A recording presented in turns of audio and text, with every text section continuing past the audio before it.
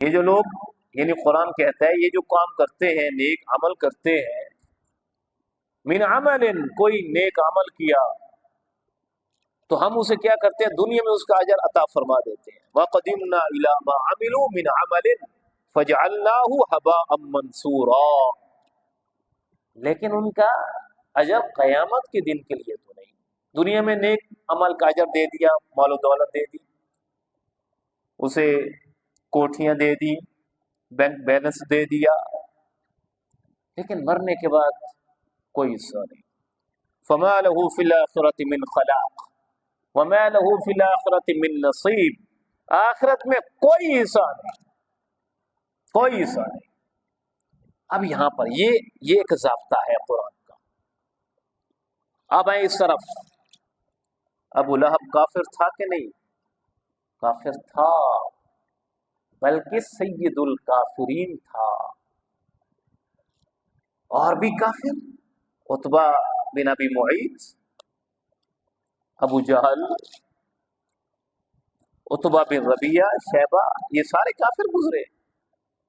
امیہ بن خلف کافر سردار، اور حضور کی دشمنی میں پیش فرنٹ لائن پر. لیکن کسی کافر کی مذمت میں قرآن کی کوئی آیت نازل نہیں ہوئی. اب ایسے عمومی طور پر نازل ہوئی، واللہ لا يحب الکافرین، ویل لکل ہمزۃ لمزہ، یہ ہے، یہ آیت عمومی طور پر ہے، لیکن نام لے کر کسی کافر کا قرآن میں کسی صورت میں ذکر نہیں کیا گیا سوائے ابو لہب کے. حضور فران کی چوٹی پہ کھڑے ہو کر میرے حضور نے دعوت توحید دی تھی، دعوت توحید دی تھی. لوگوں سنو، میری بات مانو گے؟ ہاں مانیں گے. اگر میں تمہیں کہوں کہ پہاڑ کی دوسری طرف سے دشمن تم پر حملہ آور ہونا ہی چاہتا ہے، مانو گے؟ مانیں گے. کیوں؟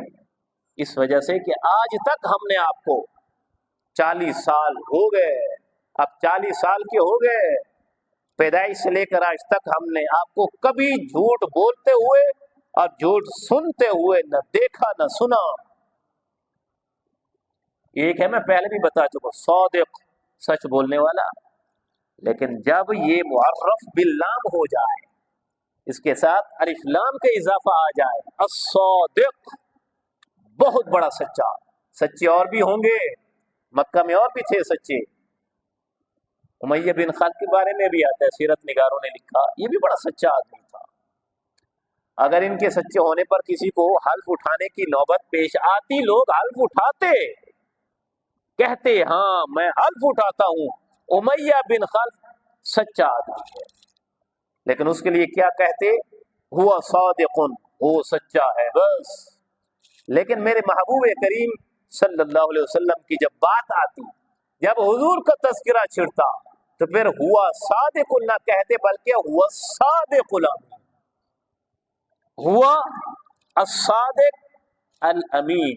وہ ایسے سچے ہیں کہ ان سے بڑھ کر سچا کوئی دنیا میں نہیں.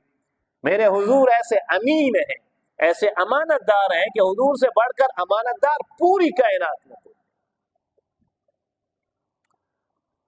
حضور نے کہا کہ ٹھیک ہے آپ نے میری بات مان لی ہے، اچھا چلو ٹھیک ہے، میں قولوا لا الہ الا اللہ وانا رسول اللہ تفلحون. جب مجھے اتنا ہی سچا مانتے ہو کہ میں جھوٹی بات نہیں کہتا، تو پھر یوں کہو کہ اللہ کے سوا کوئی عبادت کے لائق نہیں، اور میں اللہ کا آخری رسول ہوں، لعلکم تفلحون، تاکہ تم فلاح پا جاؤ. وہ یہ کہنا تھا، ابو جہل تو اچھل پڑا، ادھر ابو لہب اچھل پڑا. دیکھیں نقل کفر، کفر نباشت فارسی میں کہتے ہیں کہ اگر کوئی کفریہ عبارت کو کوئی پیش کرتا ہے، نقل کرتا ہے، تو وہ کفر نہیں ہوتا. لیکن بہرحال حضور کے بارے میں غصہ خانہ جملہ کہہ دیا، تبا لک الہذا جمعتنا. تو جب اتنا ہی کہا، کسی وجہ سے آپ نے ہمیں جمع کیا، یہ اپنی یہ دعوت توحید دینے کے لیے. اب اللہ تبارک و تعالیٰ نے وہ پوری صورت اتار دی، میرے حبیب کے ہاتھ کیوں ٹوٹے؟ ہم نے تو اپنے حبیب کا ذکر کل بھی بلند کر دیا تھا اور قیامت تک کے لیے بلند کر دیا۔ وَرَفَعْنَا لَكَ ذِكْرَكَ، ابھی بھائی منیب نے بھی یہ قرآن کی تلاوت کی تھی سورہ علم نشرہ میں، وَرَفَعْنَا لَكَ ذِكْرَكَ، ہم نے اپنے حبیب کا ذکر بلند کر دیا ہے۔ اگر انسان نہ بھی رہے حضور کا ذکر کرنے کے لیے تو کیا جمادات نہیں ہے؟ اور جمادات نے بھی حضور کا ذکر کیا، حضور کی تعریف، حضور کا کلمہ پڑھا۔ حضرت مولا علی المرتضیٰ رضی اللہ تعالیٰ عنہ فرمایا کرتے تھے، مجھے آج بھی وہ پتھر یاد ہے، حضور نے اعلان نبوت نہیں فرمایا، حضور نے اظہار نبوت و رسالت نہیں فرمایا تھا، لیکن جب میں حضور کے ساتھ ان پتھروں کے پاس سے گزرتا، وہ پتھر بھی سلام کہتے، السلام علیکہ یا رسول اللہ صلی اللہ علیہ وسلم، وہ پتھر بھی کہتے الصلاۃ والسلام علیکہ یا حبیب اللہ۔ پتھروں نے بھی صلاۃ والسلام پڑھا، پتھروں کو بھی پتہ ہے۔ جمادات کے بارے میں آپ نے پڑھا، وہ درخت اپنی جڑوں کو کھیڑتا ہوا ایک مرتبہ نبی کریم صلی اللہ علیہ وسلم کی بارگاہ رسالت میں آ گیا، اب باقاعدہ اجازت طلب کی، باقاعدہ اجازت طلب کی، اجازت۔ اور یہ بات کس نے بتائی؟ یہ میرے حضور نے بتائی۔ فرمایا وہ جو سامنے درخت ہے، وہ جو سامنے درخت ہے، یہ آج اس نے اپنے رب سے اذن طلب کیا، یا اللہ، یا اللہ ایک پرمیشن چاہیے، اجازت چاہیے۔ ہاں، کون سی اجازت؟ وہ مجھ سے دور، وہ سامنے تیرا حبیب لیٹا ہوا ہے، تیرا حبیب لیٹا ہوا ہے، اور میرا دل کر رہا ہے کہ میں تیرے حبیب کے پاس چل کے جاؤں، میں تیرے حبیب کے پاس چل کے جاؤں اور انہیں اپنا سلام پیش کروں۔ اجازت ملی، اجازت ملی۔ یہ انسان ہے کہ جو ہم نہیں دیکھتے کہ بھئی اللہ رسول کا حکم کیا ہے۔ انسان اور جنات کے علاوہ ہر چیز اللہ کے حکم میں جکڑی ہوئی ہے، جکڑی ہوئی ہے۔ وہ اجازت طلب کرتے ہیں، ہم نہیں کرتے، ہم نہ فرمان ہیں۔ درخت نے اجازت طلب کی، میرے اللہ تیرا حبیب سامنے ہے، اجازت ہو چل کے جاؤں اور اسے سلام پیش کروں۔ اجازت ملی، درخت آگے ہوا، پیچھے ہوا، دائیں ہوا، بائیں ہوا، اپنی جڑوں کو اکھیڑا، جڑوں کو اکھیڑ کر محبوب کریم صلی اللہ علیہ وسلم کے سامنے جا کے کھڑا ہوا، اور حضور کے سامنے اس نے اپنی شاخوں کو پھیلا دیا۔ حضور کے سر انور پر شاخیں اس طرح جھکی ہوئی اور فرمایا السلام علیکہ ایھا النبی، السلام علیکہ یا رسول اللہ، السلام علیکہ یا حبیب اللہ، اے اللہ کے حبیب، اے اللہ کے رسول، میری طرف سے بھی آپ سلام قبول فرمائیے۔ اور کیا ہی وہ درخت تھا بھائی، اس نے اپنی محبت کا اظہار کیا حضور سے۔ اگر آج ہم کریں تو کون سا ہم کوئی پہاڑ کی چوٹی سر کریں گے بھائی، ہم سے تو درخت بھی سب قتلے گئے۔ وہ کھجور کا تنا یاد نہیں ہے تمہیں؟ علماء سے نہیں سنا؟ یہ تو صحیح حدیث ہے، میں آپ کے سامنے پیش کر رہا ہوں، یہ کوئی ڈھکوسلے نہیں ہے۔ ایک ہے ڈھکوسلا، ایک ہے حضور کی حدیث۔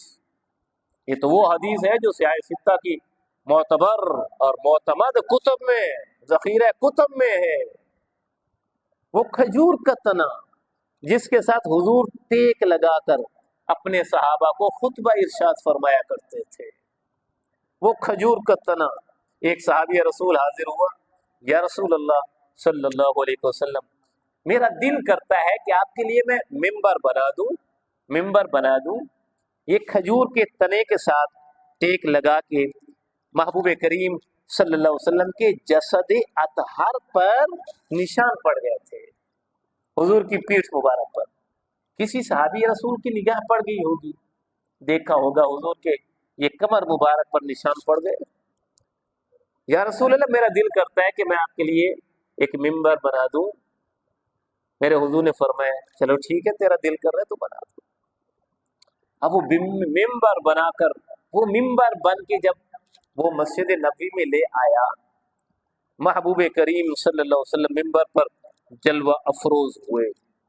ادھر حضور ممبر پر جلوہ افروز ہوئے، ادھر تنے نے رونا شروع کر دیا، تنے نے رونا شروع کر دی۔ پہلے آہستہ آہستہ آہستہ آہستہ آواز، محسوس نہیں ہوا، کسی نے نہیں سنا۔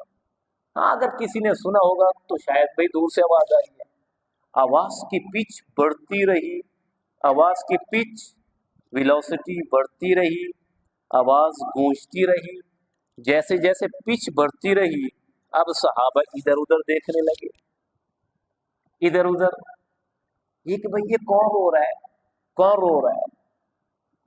اب ایک وقت ایسا آیا کہ وہ تنا زاروں قطار رو رہا ہے۔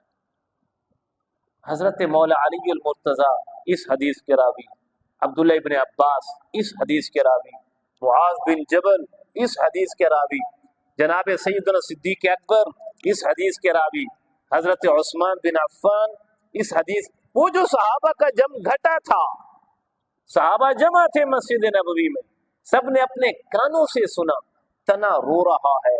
حضرت ابو ہریرہ کہتے ہیں کہ وہ اتنا زور زور سے رونے لگا کہ مدینۃ المنورہ میں اس کی چیخیں سنائی دینے لگی۔ صحابہ استعجابی حالت، عجیب نگاہوں سے حضور کو دیکھ رہے ہیں، یا رسول اللہ کون رو رہا ہے؟ لگ رہا ہے کہ ادھر سے کوئی آواز آ رہی ہے صحن مسجد نبوی سے، لیکن کہاں سے کون رو رہا ہے کچھ پتہ نہیں۔ میرے حضور ممبر انور سے نیچے اترے، فرمایا لوگوں سنو، میرے غلاموں سنو، میرے صحابہ سنو، یہ کھجور کا تنا میری جدائی میں رو رہا ہے۔ پہلے میں جب اس کے ساتھ ٹیک لگا کے تمہیں خطبہ ارشاد کیا کرتا تھا، یہ بڑا خوش ہوتا کہ میرے کتنے ہی بھاگ نرالے ہیں، میں کتنا خوش بخت انسان، کتنا خوش بخت اللہ کی مخلوق ہوں، تنا ہوں کھجور کا، کہ میرے ساتھ میرے محبوب کریم صلی اللہ علیہ وسلم کی نورانی پشت مس ہو رہی، حضور کی نورانی کمر مس ہو رہی ہے۔ اب مجھ سے بھی بڑھ کر کوئی خوش نصیب ہے کائنات میں؟ آج جب میرا لمس اسے محسوس نہیں ہوا، آج میں ممبر پر جلوہ افروز ہوا، یہ جدائی میں رو رہا ہے۔ اور صحابہ کہتے ہیں کہ حضور نے جس طرح بچے کو سینے سے لپٹایا جاتا ہے، چمٹایا جاتا ہے نا، حضور جا کر حضور نے سینے سے اس تنے کو یوں چمٹا لیا، حضور لیٹ گئے اس پر، وہ تو اس طرح پڑا ہوا تھا ہاریزونٹلی پوزیشن میں، تو حضور اس پر لیٹ گئے، حضور نے اپنا صدر انور، یہ مبارک سینہ، الم نشرح لک صدرک والا سینہ، میرے حضور نے تنے سے چمٹا لیا اور تنے کو کہا سنو سنو، پریشان نہ ہو، یہ اضطرابی کیفیت ختم کر دے، دور کر دے، پریشان نہ ہو۔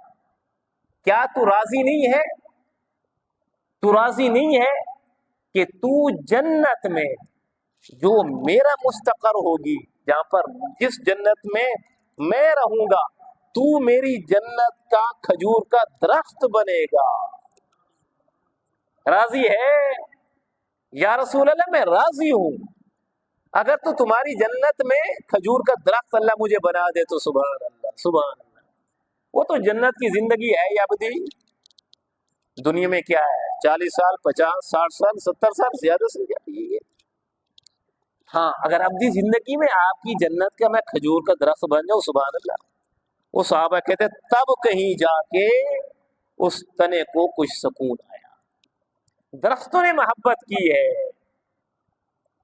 ابو لہب کہتے ہیں کہ یہیں سے وہ سوراخ سے پانی ملتا ہے، ایک کافر ہے۔ اب میں نتیجے کی طرف میں جا رہا ہوں، وقت کافی ہو گیا ہے۔ نتیجہ کیا نکلا کہ ویسے تو کافر کا کوئی ثواب نہیں، کوئی اجر نہیں، کوئی نیکی کا کام کیا اس نے دنیا کے لیے، دنیا میں اجر اس کو دے دیا جاتا ہے، آخرت میں کوئی اجر نہیں۔ لیکن جو انسان آقا کریم صلی اللہ علیہ وآلہ وسلم کے میلاد شریف پر خوشی کا اظہار کرے، اگر وہ کافر بھی ہو تب بھی انعام پاتا ہے۔ یہ نتیجہ ہے، کافر بھی ہو انعام تب بھی ملتا ہے۔ ویسے کافر ہے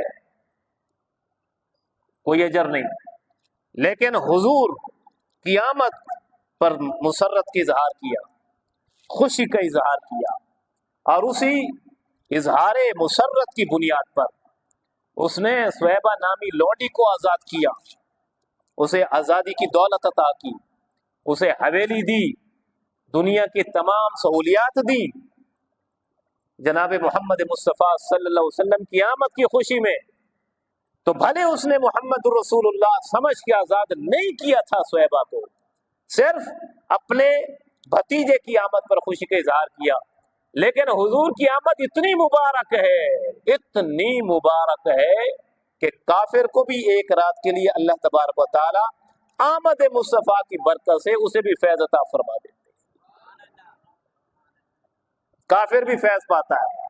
جب کافر کو فیض ملتا ہے، اندازہ لگیں جو حضور مسلمان ہے، حضور کو آخری رسول سمجھتا ہے، اللہ کی توحید کا اقرار کرنے والا ہے، وہ جو حضور کی آمد پر خوشی کا اظہار کرے گا، اس کا انعام کیا ہوگا؟ کچھ اندازہ ہے آپ کو؟ کوئی اندازہ ہے؟ ہاں، آخری بات کر رہا ہوں میں۔ حضرت عبد الرحمن بن جوزی، حضرت عبد الرحمن جوزی علیہ الرحمہ، محدث کبیر، 597 ہجری المتوفا، یعنی 6 صدی ہجری کا بہت بڑا محدث عبد الرحمن ابن جوزی، یہ 597 ہجری آپ کا سن وفات ہے۔ کتنے سال ہو گئے بھائی؟ اب 1446 ہجری ہے، کتنے سال ہو گئے؟ تقریباً 1000 سال، اس سے بھی زیادہ، 1000 سال پہلے کی میں بات کر رہا ہوں۔ عبد الرحمن ابن جوزی، اس سے آگے ہے حضرت امام محمد بن محمد الجزری المتوفا 633 ہجری، یعنی 633 ہجری میں آپ کا سن وفات، تو تقریباً 1000 سال کے قریب یہ بھی بہت بڑے محدث، اور علم التجوید کی بہت بڑی کتاب المقدمۃ الجزریہ، یہ ہماری تجوید کے نصاب میں بھی داخل نصاب ہے، اس وقت عربی زبان میں ہے۔ المقدمۃ الجزریہ کے یہ مؤلف ہے، بہت بڑے قاری، مصر آپ کا مادر علمی اور آپ کا وطن اقامت، تو 1000 سال۔ اب انہوں نے جو ایک کتاب لکھی، اس کا نام ہے کہ المیلاد العروس، یا بیان المیلاد العروس صلی اللہ علیہ وسلم، حضور کے میلاد پاک کے بیان میں انہوں نے ایک کتاب لکھی، 1000 سال پہلے کے محدثین کی میں بات کر رہا ہوں، اور میں خاص کر ان لوگوں کے لیے جو کہتے ہیں کہ میلاد شریف اور یہ حضور کی میلاد پر یہ جو آج کل کی روایت ہے، باقی تو پہلے تو کچھ نہیں تھی، میں ان کے لیے یہ بیان کر رہا ہوں۔ انہوں نے لکھا لا زال اہل الحرمین الشریفین، یعنی ہمیشہ سے حرمین شریفین کا یہ وتیرہ رہا، ان کی یہ عادت رہی۔ پھر لکھا والمصر والیمن والشام وسائر بلاد الارض من المشارق والمغارب، یہ مشارق اور مغارب کے تمام بلاد عرب جتنے بھی ہیں، یعنی اہل عرب میں جتنے بھی ان کے بلاد تھے، ممالک تھے، جتنی بھی اسٹیٹس تھیں، وہ تمام لوگوں کی جو عادتیں انہوں نے لکھی، وہ کیا تھی؟ ان کا طریقہ کیا تھا کہ یحتفلون بمجلس مولود النبی صلی اللہ علیہ وسلم، کہ وہ کیا کرتے تھے کہ جب بھی حضور کے میلاد پاک کا مہینہ آتا اپنے گھروں میں میلاد پاک کی مجالس کا اہتمام کرتے تھے. یہ کون کہہ رہے ہیں؟ 1000 سال پہلے کے محدثین کہہ رہے ہیں. اپنے گھروں میں مجالس میلاد مصطفیٰ کا اہتمام ہوتا. وَيَهْتَمُونَ اهْتِمَامًا بَلِيغًا عَلَى السِّمَاعِ وَالْقِرَاءَةِ، اور حضور کے میلاد کی سماع یعنی سنتے. کوئی مقرر جس طرح میں بیان کروں آپ سن رہے ہیں، یہ سماع ہے. یا قراءت پڑھنا، حضور کی نعت بیان کرنا، حضور کے قصیدے بیان کرنا، حضور کی اوصاف حمیدہ کا بیان کرنا، یہ قراءت ہے. وَيَحْتَمُونَ اهْتِمَامًا بَلِيغًا عَلَى السِّمَاعِ وَالْقِرَاءَةِ، میلاد مصطفیٰ کی سماع اور قراءت کا اہتمام کرتے، لوگوں کو کھانا کھلاتے، بہت لمبا چوڑا اہتمام، یا اپنی کم از کم استطاعت کے مطابق. وَيَنَالُونَ أَجْرًا جَزِيلًا وَفَوْزًا عَظِيمًا. تو اس پر اللہ تبارک و تعالی سے وہ بہت بڑے اجر کے امیدوار بنتے. اجرًا جزیلا وفوزا عظیما، انہیں بہت بڑی کامیابی ملتی. اب یہ کون کہہ رہے ہیں؟ عبد الرحمن ابن جوزی، جو استاد ہیں حضرت شیخ سعدی شیرازی علیہ الرحمہ کے. شیخ سعدی رحمۃ اللہ علیہ کے استاذ عبد الرحمن ابن جوزی، اور جنہوں نے حضور سیدنا غوث العظم دستگیر رضی اللہ تعالیٰ عنہ کا زمانہ پایا. بلکہ آپ سیدنا غوث العظم کی بارگاہ میں، آپ کی مجالس علمی میں عبد الرحمن ابن جوزی بھی ہوتے. اور خود حضور غوث العظم کہتے ہیں، فرماتے ہیں کہ عبد الرحمن ابن جوزی سے بڑھ کر اس روئے زمین پر کوئی بڑا عالم نہیں. کون کہہ رہا ہے؟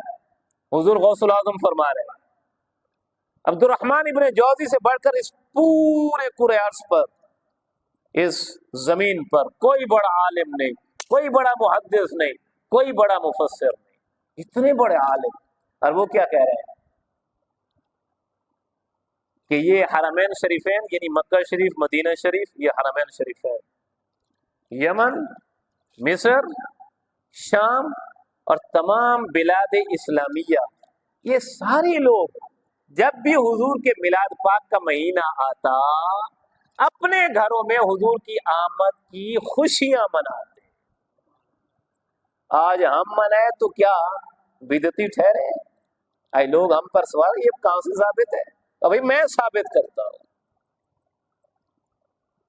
اور میں حضرت امام ابن حجر مکی علیہ الرحمہ، جس کو میں نے آپ کو بتایا تھا 974 ہجری ان کا سن وفات، انہوں نے باقاعدہ النعمت الکبریٰ میں حضرت، میں نے تو آپ کے سامنے ایک قول رکھا، ابھی قول تو اور بھی پیچھے ہے، حضرت سیدنا ابو بکر صدیق کا قول میلاد مصطفیٰ کے حوالے سے، حضرت عثمان غنی کا قول، یہ خلفائے راشدین کے اقوال ہیں کہ میرے حضور کا میلاد یہ ایسی چیز ہے کہ اللہ تبارک و تعالی جو بھی اس پر خوشی کا اظہار کرتا ہے، گویا وہ اللہ تبارک و تعالی کے دین کو قائم کرتا ہے.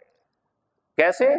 کہ حضور کی زندگی سے پیار کرے گا، حضور کی سنتوں سے پیار کرے گا، اپنے اوپر ان کو نافذ کرے گا، تو اللہ کا دین زندہ ہوگا کہ نہیں ہوگا؟ ہوگا نا. جب میں حضور کی سنت کو اپنے اوپر نافذ کروں گا، لوگ مجھے دیکھیں گے جناب یہ سنت مصطفیٰ کا پیروکار ہے. اسلام زندہ ہوگا کہ نہیں ہوگا؟ ہاں، ہماری